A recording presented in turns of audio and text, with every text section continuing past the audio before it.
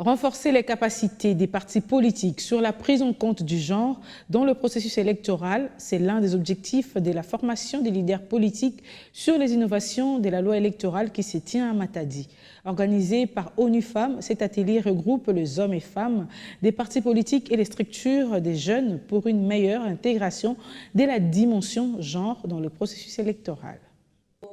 Quelques allocutions ont ponctué l'ouverture de ces assises sur le renforcement des leaders politiques, sur les innovations de la loi électorale et inclusion en République démocratique du Congo, singulièrement à ce qui concerne l'intégration de la dimension genre dans les processus électoraux qui profilent à l'horizon en motivant les candidatures des femmes lors des prochaines échéances électorales de 2023. D'abord, Madame Anastasie Manzanga, au nom des partenaires qui accompagnent cette session de formation, entre autres ONU Femmes, PNUD et NDA, a témoigné sa gratitude à l'endroit des participants qui ont répondu présents à cette invitation. Au nom de mes collègues, notamment de l'ONU Femmes et de NDI, avec les PNUD à organiser cette activité, je voudrais sincèrement remercier tous les responsables des partis politiques qui ont bien voulu prendre part à cette activité malgré leurs multiples occupations. Cela prouve à suffisance la place et l'intérêt que vous accordez à la gestion de la participation politique de la femme dans les partis politiques. Ensuite, Madame le secrétaire exécutif provincial de la CENI Congo centrale, Bernardine Guitondo Bodi, a pour sa part, en sa qualité d'institution d'appui à la démocratie à travers l'organisation des élections, invité les uns et les autres à l'assiduité à ces travaux. Nous, étant qu'institution qui a mandat d'organiser les élections dans notre pays, nous vous invitons d'être assidus à cette formation